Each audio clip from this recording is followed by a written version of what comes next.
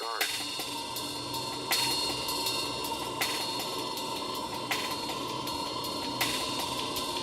All right, welcome to Torture Garden. I'm Jimmy, I'm Scoot. and so I today, love that it's that easy to throw you off. yeah, I know, right? Thank you very much. We're supposed to be professional, you asshole. I don't think there's a single Scooter. episode that has been even like 50% professional. I know, but we have to try. We have to try. Okay. Yeah, but anyway, so welcome to Torture Garden. We thought today, we were debating topics, and I was being, a little whiny about mine, obviously.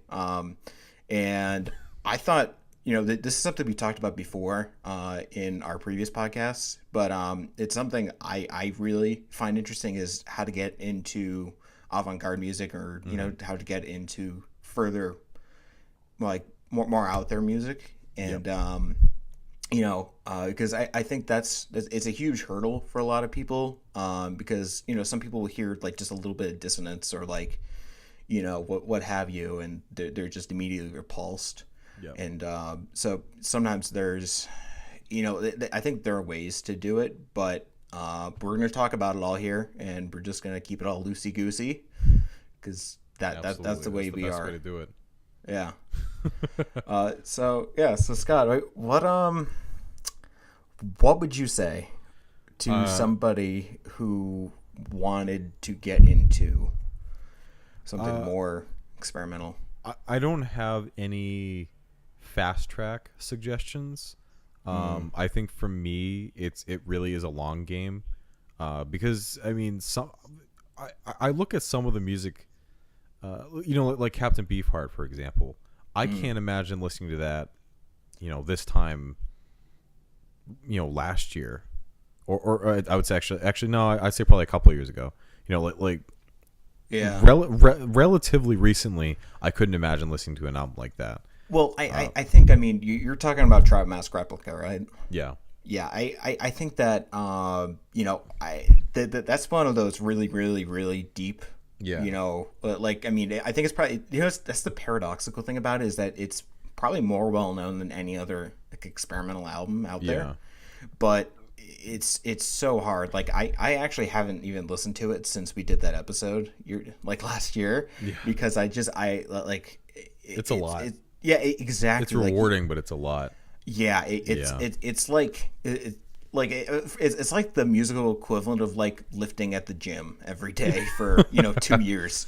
Yeah, it's a lot to take in. But it's funny you mentioned Captain Beefheart, because I actually wrote down just a couple albums that I thought might be good, starters, and almost just like a culture shock.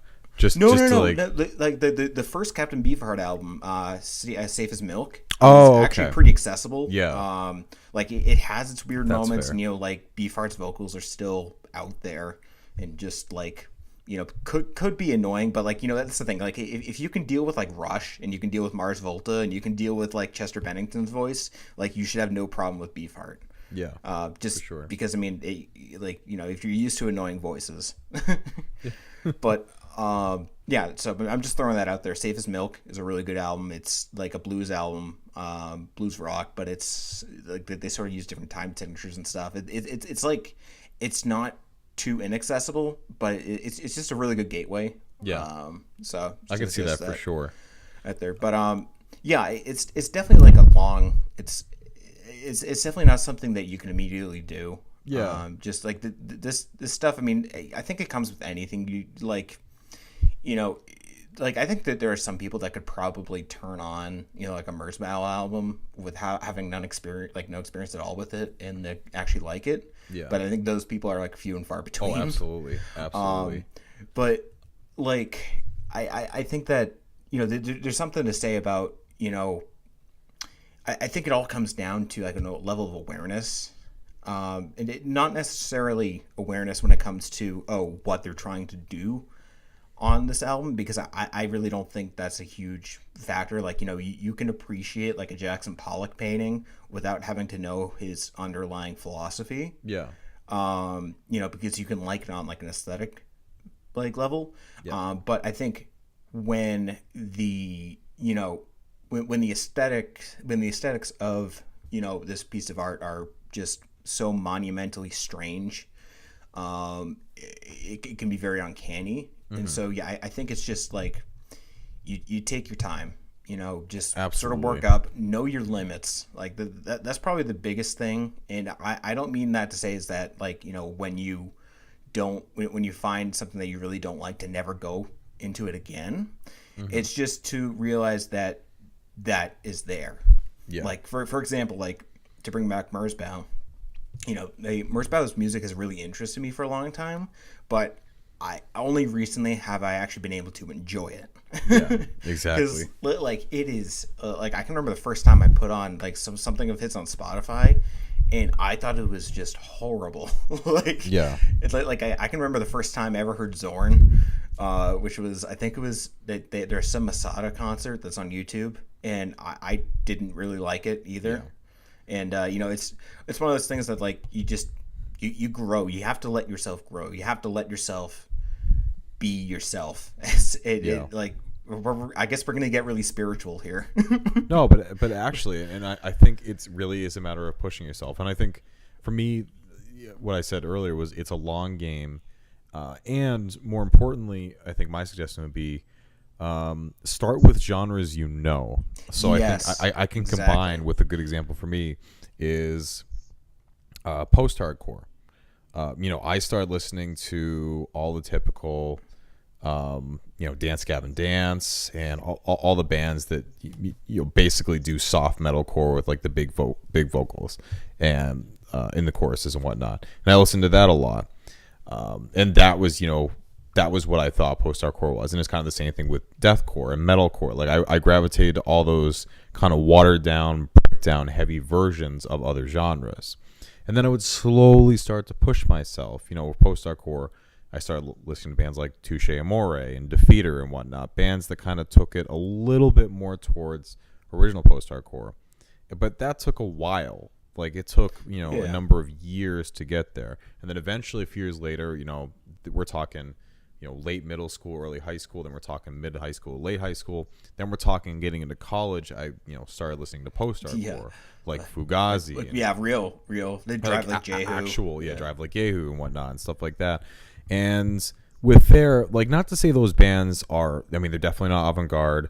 I would say they're a little bit experimental for rock in general. Yeah. But you start getting exposed to new sounds. Fugazi is not an avant-garde band, but they do toy with sounds. And especially, Drive Like Jehu is a great example where they do a lot of noisy stuff. They do a lot of different things that kind of hint or kind of flirt with these traditional ambient drone whatever, like they flirt with these actual dedicated avant-garde genres, but they still stay within kind of a familiar whole.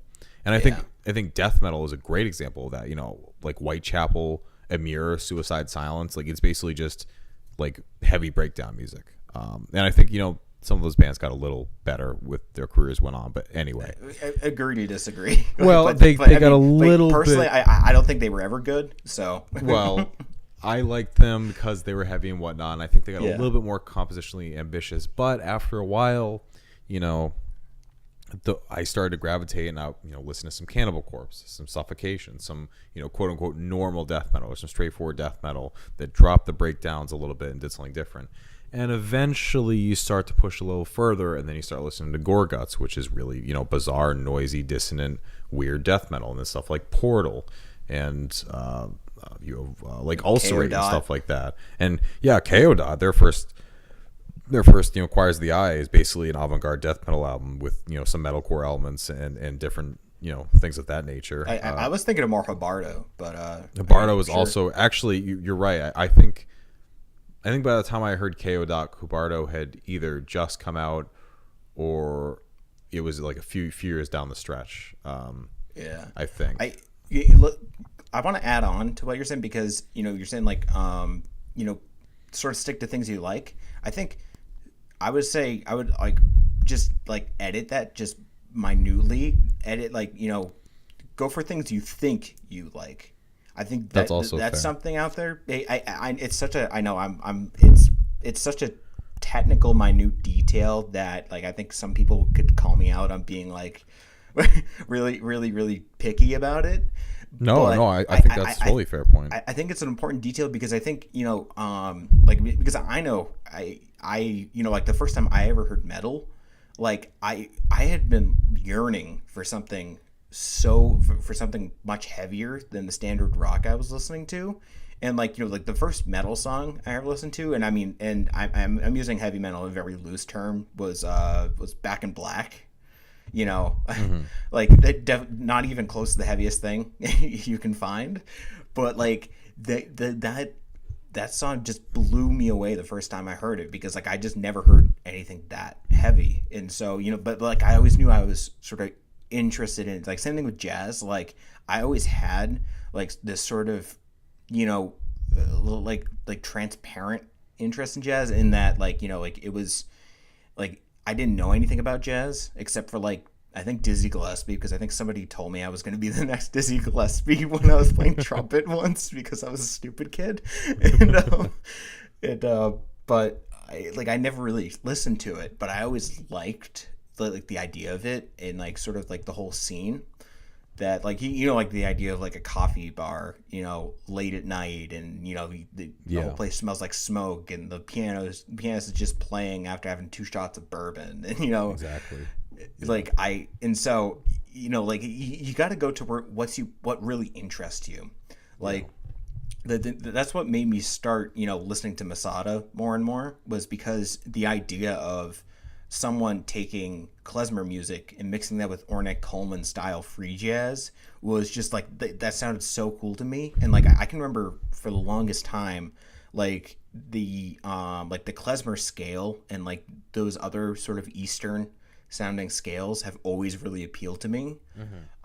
So I to be able to even learn more about that, it was super helpful. Which there's something right there is like explore not only music but literature about music, because like that's how I got into a lot of music that I'm in today. Like I read was The Rest Is Noise by Alex Ross, which is a very, very good book. I highly recommend it. It basically is just a history of modern classical music, starting from like around Richard Strauss in the early 1890s, I want to say, and it ends around, I want to say, like the 60s, and sort of goes further into the 80s, just with like a couple little comparisons. Like there's a little bit on Zorn, there's a little bit on like I think Glenn Branca and things like that.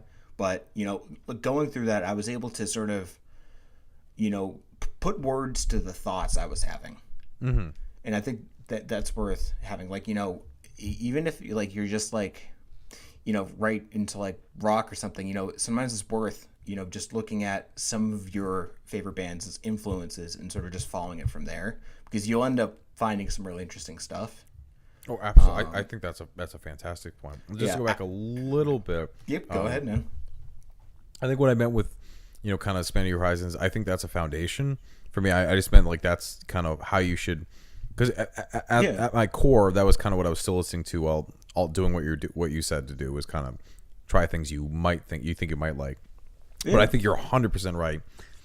Is that it's not enough just to keep expanding from a certain point. Like you have to. One of my friends from Heavy Blog, Dan Wheaton, he will directly ask me, when we do some our playlist updates and whatnot, and when I will post some new music, I have to try this. He said, every week I'm trying to listen to something completely out of my comfort zone, and I think that's crucial. It's crucial to try something that you think you would never like. That's definitely true. And I think while we don't necessarily recommend that you turn on a Merzbow album right away, I think taking a deep plunge can be a really rewarding experience, even if it's not immediately gratifying. Because it starts those gears spinning in your mind. Absolutely. Like I know for a fact that like if you want to take this to a different medium of art, when I first read David Foster Wallace's Infinite Jest back in I think it was my junior year of college, that book changed my life. Like I had no idea what it meant at all. Like it was so confusing. And like same thing when I read Gravity's Rainbow. I think I read that a couple months after. Like I had no idea what it means and what to even take away from it. But it started those gears spinning. And, Absolutely. It started, it started what is, arguably some of my favorite, writing ever. And really inspired me to, take up, writing myself. So, Yeah. It's not going to be immediate because, like nothing is, like change, change is always present, but it's not always fast. Oh yeah. Like, so, but it's just really worth it to, at least get your mind thinking. No, absolutely. Yeah. And I have a great example in terms of music is I'm trying to think. I guess it wasn't released on the 10-year anniversary. I was going to say I thought it was the 10-year anniversary, but it was during my freshman year of college. This was in 2012. Disintegration Loops by William Basinski. Oh, yeah. I had never heard anything about it, but then Pitchfork reviewed it, gave it a perfect 10. It was for Wait, seriously? Yeah. Well, the Wow. reissue they gave it a perfect 10, and I was like, okay, first of all, that piqued my eye. That was back when I was actually a little bit more into Pitchfork as as doctrine, which as legitimate source of music yeah, criticism. which I do not subscribe. I still think they are fantastic at curating music to cover because I still find Yeah. good music from Pitchfork Yeah, in no, terms of their. definitely. I'm sorry. Oh no, I would definitely agree with you there. That Pitchfork definitely they're definitely a place to go to if you want to check out new music. Yeah. Yeah, but you're But right. Like their writing about opinions. that music Yeah. is not always like. For example, they covered. I'm blanking on the name of the artist, but they called it like experimental post punk. But frankly, it was more of like a weird dub techno album. Like when I went into it, I was like, what? Literally, like I was expecting something. I mean, the album ended up being really good, but when I listened to it, I was like, what the fuck is this? Like what?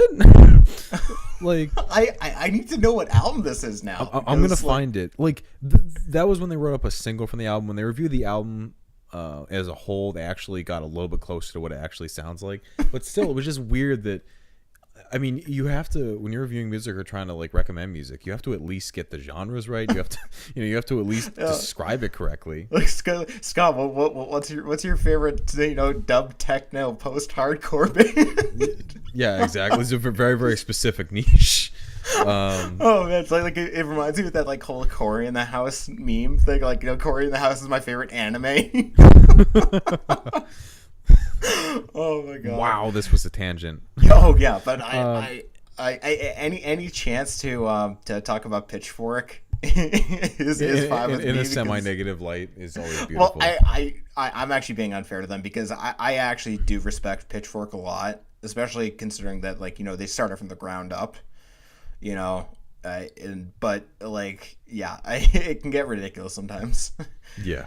Oh my god. Anyway, Yeah. What I was saying is they gave a really, really, high praise to William Basinski's The Disintegration Loop, which is a 4 CD. I don't even know how many hours. I think it's more than 4 hours. It's probably like closer to 6 CD. or 7 or whatever. And it's ambient tape music. And Disintegration Loops. He recorded it, after the aftermath of the September 11th attacks. The photographs on the cover are at different times at night on September 11, 2001. He was residing in New York City at the time. And it was tapes disintegrating, basically different, primarily piano, but some other types of music that were just disintegrating over time. And he let it go on for, the first track on the whole series is an hour long. And I had not really listened to much ambient music. I don't think I'd really truly listened to a single ambient. Maybe I'd come across a track or two.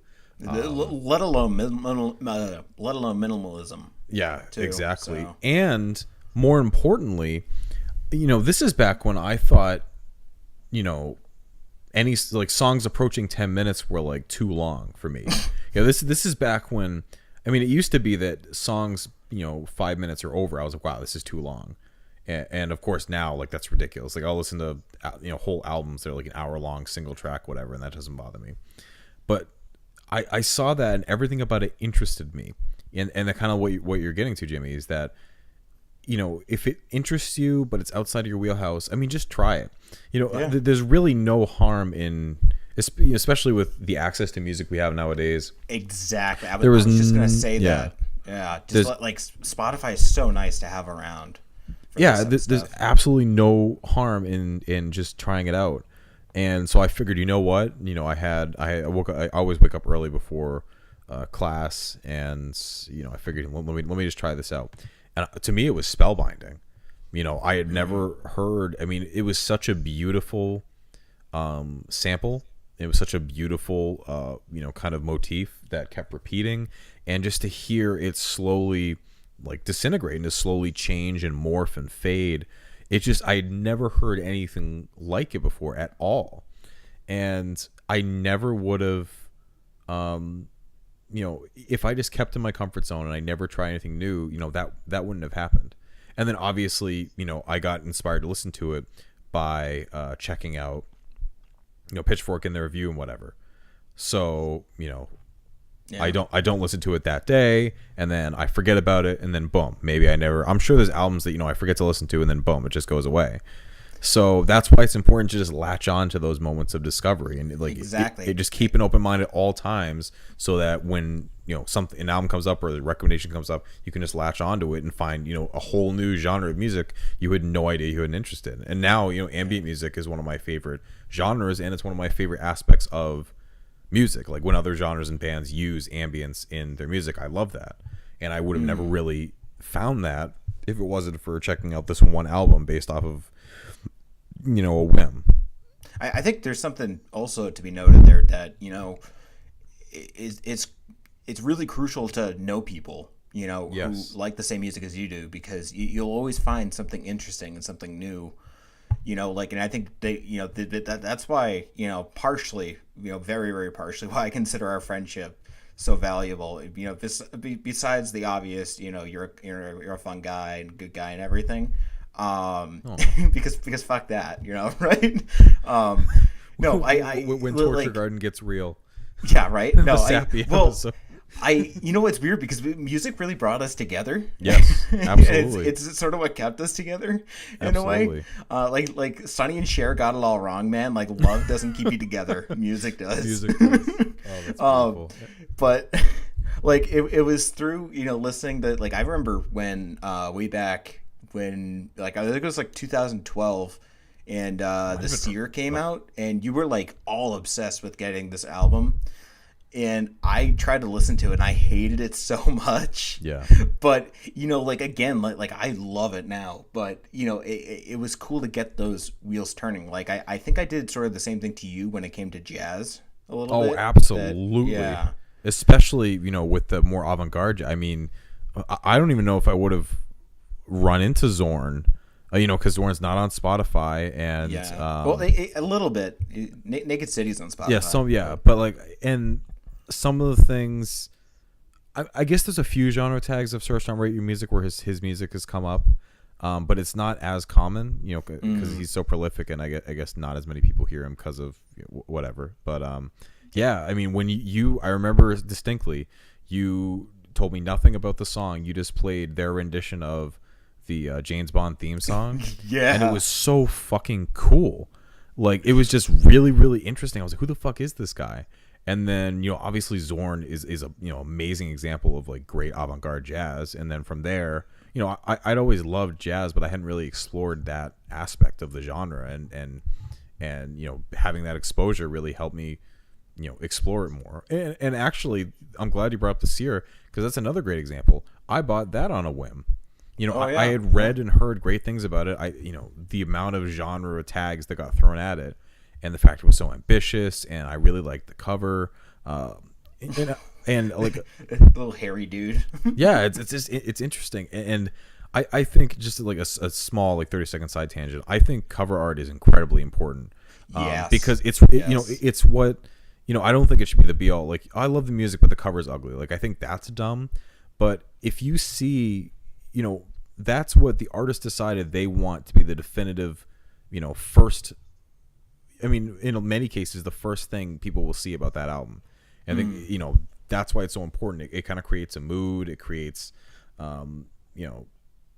it basically draws you in. It's a different element of the album. But anyway, everything about that I liked about the Seer, and I tried it out, and I ended up loving it. I actually ended up loving it a little bit sooner than Jimmy did. That's not that's not a shot. It's just that it depends.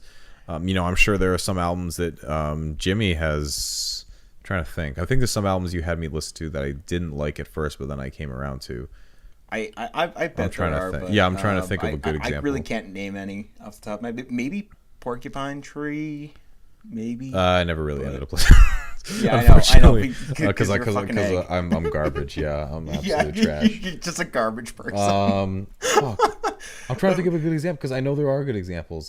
Well, think of them because I was also like I remember what really I think the two bands that really started getting me into more out there music was the Dillinger Escape Plan and the Mars Volta, and really the funny thing is that I got suggested the Mars Volta by my guitar teacher at the time because we were talking about them in some aspect, and I ended up just buying. I think I ended up just buying the first album on a whim too, and I was like, holy fuck. Like it's funny because like I can remember playing I don't know if you remember this, but I think in like the fourth Guitar Hero game, Elvia La Vasquez actually shows up as a track in that, and I hated that song so much then. Really? Like, yeah, because I was like, this song sucks. I don't even really know why. I think I was just being a plebe. So, which, unsurprisingly. But I really like, that really got me going because it was just so different. And like, like it makes you want to like sit down after it. It's sort of like, if somebody told you aliens were real, no, even better than that. It's like when Morpheus tells Neo that about the Matrix, and like holds out the pills. Like you just have to like sit there and just be like, what the fuck, like, So that was great, and like I remember specifically like at the end of high school, buying Option Paralysis. Yep. And like that was another one that I'm like I remember hearing Dillinger before. Like I can remember listening to Farewell Mona Lisa a couple times and like finding it odd, but at the same time really interesting. Yeah. And like just being able to listen to that was like was really opening because like I think there's something worth noting there. It's just that because the Dillinger Escape Plan, they're a band that you could pretty easily stick them in that like metalcore, mathcore type of area. Yeah. But I think on albums like Ironworks and Option Paralysis, they go and do a lot of other things. And I think that's sort of the important thing is that there are bands in genres that you like, that anybody likes, that always push, what's going on, like Fugazi. Like, I mean, really more like Ian MacKaye, but yeah. No, absolutely, and you could see that with any number of genres. I mean, exactly, like any genre out there. I think black metal and death metal are great examples. Especially, black metal. You had a band like Deathspell Omega, really. They started out basically as your run of the numbers black metal band. And then they came out with C Monumentum. I'm not going to say the whole title because it's long and in Latin and annoying. But that was, more or less somewhat traditional atmospheric black metal, except they just extrapolate all these weird, chord progressions, and it was like much more aggressive and noisier. And then they came out with like Foss in 2007, and that was an absolute, insane album. I really haven't ever since heard like such an incredibly, abrasive black metal album. It really did so many things about the genre different. And ever since then, there's more and more bands that even if they're not like a straight up, dissonant black metal band or whatever, they incorporate those chaotic elements into it. It's not uncommon anymore. Yeah, exactly. And I think that's why you're right that you should seek out those bands and follow the bands that really do try to do things different. Really do try to push the genre forward. Well, I think the cool part about that is that it's a really really good gateway because it's music that you're used to, but at the same time it's just edging you a little towards the cliff a little Absolutely. bit. And which, speaking of that, why don't we come up with a couple? Let's just go into a couple genres and just think about what might be some really good gateway albums to get into the more weirder. Yeah. Or I think if you're in the I mean, I think you already mentioned Dillinger. So if you really like metalcore and stuff like that, I mean, you have an album like Ironworks, where you have pretty, well, not really straightforward, but you have kind of their typical, really aggressive, angry, but then suddenly you get to Black Bubblegum, which is such a great, weird song out of nowhere. And that's on any number of Dillinger albums. That's what they do, is they kind of hit you with the aggression, and then they'll get more subtle, and then they'll get more weird. I think that's a great one for metal, or at least more like like hardcore punk, like something more in there. I think Fugazi is a cool option too, for like post-hardcore and that kind of and whatnot. I think even like Drive Like Jehu is like pretty. I think Yank Crime by Drive either Yank Crime or their self-titled are great at, because there's a lot of melody and whatnot. They really do take post-hardcore and noise rock and stuff, and they do really interesting things with it, while also still being in that wheelhouse. Another obvious one, but Refused, Shape of Punk to Come. Yes. Yeah, and just that album. No other album that came after it. That doesn't exist. We're not gonna have that conversation. Yeah, because I'm right, and we. I forgot. All Scott's opinions are right. Also, relatedly, speaking of bands that didn't come back with a great comeback, at the Drive-In, Relationship of Command. Actually, that is a really good. It's bizarre example. but still melodic, and kind of strikes that nice, good balance between being accessible and being weird. Yeah. Okay. What about jazz? Because I have a couple here that I think might be really good. I think the obvious one is Ornette Coleman's "The Shape of Jazz to Come." Because there's a lot of free jazz in that, it's still or Change of the Century is similar in that it somewhat fits to that bop kind of normalcy, but really peaks. Like, for example, I had it on and there were parts where my mom was like, "Ooh, I like this," and then there were parts where she's like, "Ooh, I don't like this." That's not that's not how she talks. That's just my dumb impression of my mom. That's a really good one. I actually have two that might be a little interesting. I think the first one, Sonny Rollins, his it's called the Solo Album. Okay. It's literally a live album of him improvising, and I think usually when people use that word in relation to music, they usually think of a lot of dissonance, a lot of atonality, and extended techniques, and just stuff that is going to rip through your eardrums in the most painful way possible. Yeah. But this is actually the farthest thing from that. It's Sonny Rollins really really keeps to more traditional jazz. It's more like he's just deciding whatever he wants to do at like the bat of an eye. Yeah. But you can actually hear a lot of songs actually in this work, which I think that's a great starter for like more free improvisation, free jazz. Sure.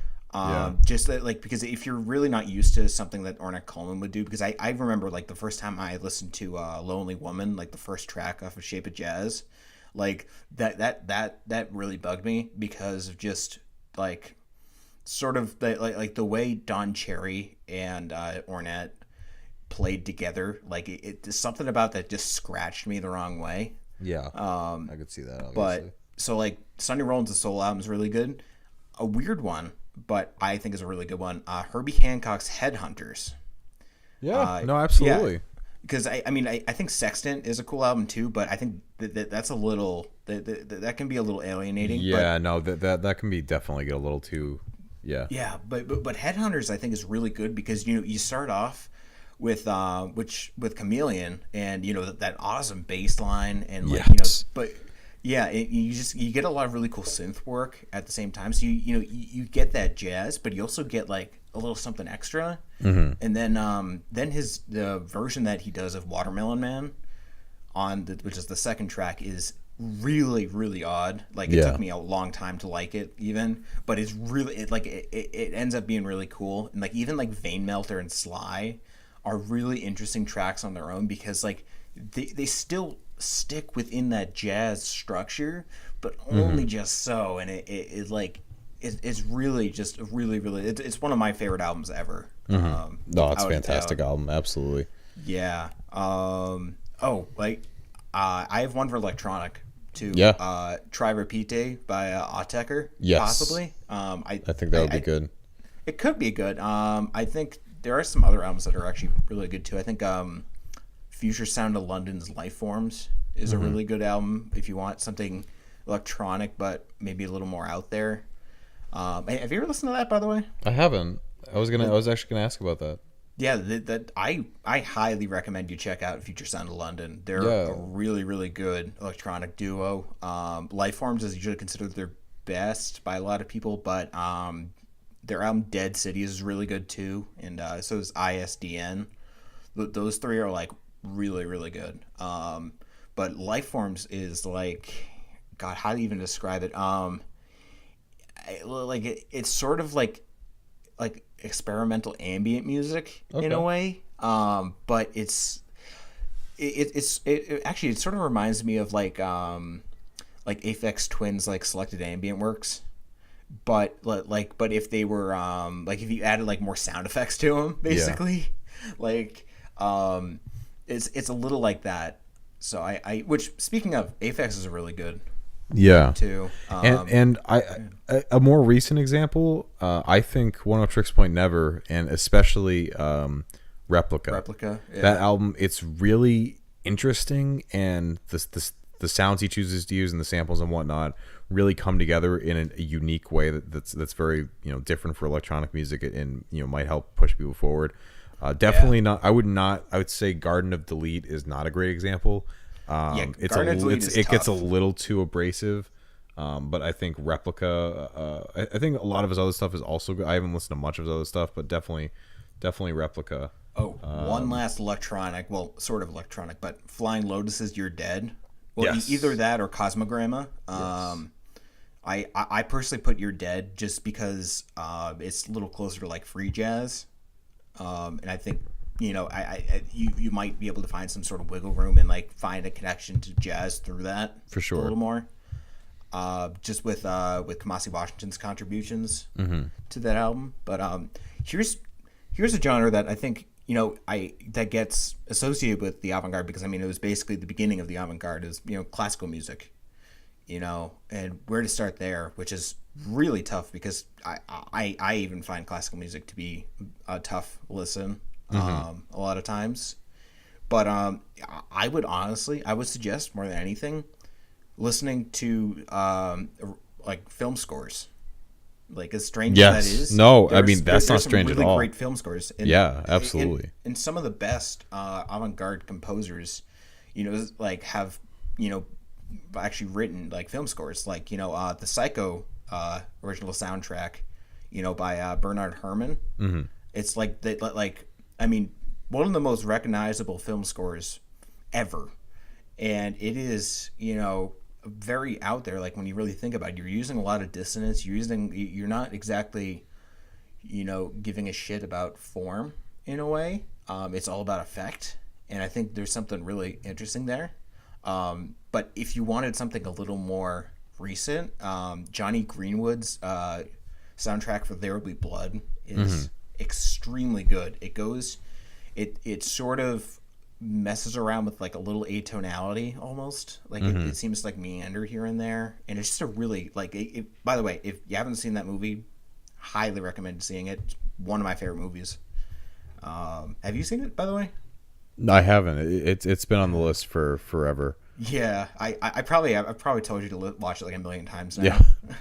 Because I really like that movie. Another one. Steve Reich's Music for 18 Musicians. Not really a film score, but a really good introduction to minimalism. because there's something about it. Like it's not. I think a lot of minimalism. Like I always found Philip Glass to be really tough to listen to. Because I think you're like the things that you're expecting don't always come out in his music. But I think with Steve Reich, I think it's a little bit different. Like I mean, part of it is that you need to go in with more of an open mind. Like I definitely didn't when I first listened to Philip Glass. Like I was expecting something a little bit different, and it just felt like I was getting the same thing over and over again. Mm-hmm. And because I mean, minimalism is tough. I mean, it's a tough genre. It is for really sure about it. But I think music for 18 musicians really, really does a good job at like keeping your attention throughout all that time, even though people are basically doing the same thing for like an hour. It like every minute feels really fresh. Mm-hmm. And so it's like that's really interesting one. For sure. I think just one more, and this was a big one for getting me into more experience, was Tim Hecker. Yes. Just because he touches on, I mean, electronic, ambient, drone, especially, I would say his Rave Death 1979, I think, right? I thought it was 74. 74. It's some at some point in the 70s he named his album. It's the picture with people dropping the piano off of MIT. And then especially Virgins. Because I think what's great about his albums is they're basically normal length tracks. So if it's daunting to go into like a half hour long ambient drone or whatever, or like hour long what have you, you have like these normal sized tracks that you can listen to as if it's just any normal track. And then he does interesting things with his drones, with ambient, because what he does that's interesting is he specifically records acoustic instrumentation. Like he usually records organs and churches and stuff and different actual performers, and then we'll form that into some ambient artists will use synth pads or whatever, or rely more on whatever DAW they're using. He kind of is in some ways an ambient composer, which I think is interesting, and the sounds he uses and what he extrapolates from the performers that he works with, I think is fascinating, and it really helped me to get into a myriad of different subgenres. And if you want something noisier that's sort of still more in Tim Hecker's wheelhouse, Ben Frost is a really easy one. Yes, very, very good example for sure. And Hacks and Cloak, too. Also a great example. Oh, God, I need to listen to Hacks and Cloak now. Yeah. God damn. Sure. I have like this pile of CDs of like stuff I want to listen to before I leave home. Yeah. And I'm like, I feel like it's just going to keep growing before it ends up like growing smaller. So, like... Yeah, I mean, I'm excited. We're recording this right before Thanksgiving, and I'm excited to go to Red Scroll. Which is a great record store, and just stock up, probably on Avant-Garde music. So there you go. What are you? I mean, really off topic now, but anything you're looking for specifically? They usually have a really good CD deal where it's like $1 a CD or something like absurd like that. So I'll just go through the bins there. Mainly, I want to get some. I don't really know. There's not a lot new that I'd like to get. I'm thinking perhaps the new St. Vincent album. On vinyl, it depends on the price. Just because new vinyl obviously is really expensive. Because I have all of our other albums on vinyl. But you also want that booty, like as big as you can get. So exactly. Actually, speaking, did you ever get that text from me like months ago about that? I don't know. I don't remember. Oh my god, I'm finding it now. Just like I remember, it was something like oh yeah, like I'm gonna get you like a really big blow up cutout of that booty of that album cover for Christmas, because I just know how much you want it. Yeah, it's an interesting cover for sure. I certainly love the music on the album as well. Yeah. So, but I think one of the things I love about going to the record store is just going in with an open mind, honestly, and just kind of just having a general idea of the music I've been listening to and the genres I'm looking for, and then just kind of diving into whatever they have.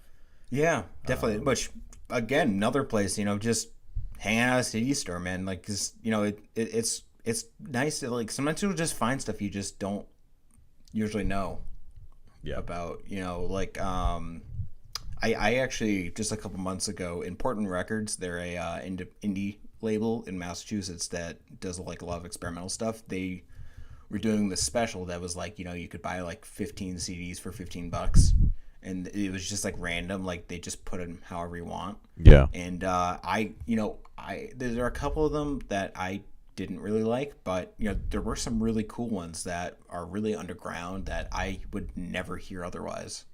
So it was really cool. And actually, there was a Merzbow album there too that was pretty cool. Not one of my favorite Merzbow albums, but still good. Yeah. Yeah. Yeah. So any let's maybe get back on track a little bit more. Just for the end, yeah. Maybe. I don't know. I don't really have anything else to say. You have anything? I think the main theme, and probably something that we've said multiple times in this episode, or something to this effect, is just having an open mind is crucial. But also don't beat yourself up if something doesn't work out. I mean, I know people who are very content on just listening to, this is the music I listen to, these are the few albums I like, whatever, and that's fine. But if you want to expand your horizons, if that's something you're looking to do, it really does take having an open mind and just constantly challenging yourself. In some ways it does benefit, and I do think it does benefit on a foundational level to the normal music you listen to, just slowly expanding that.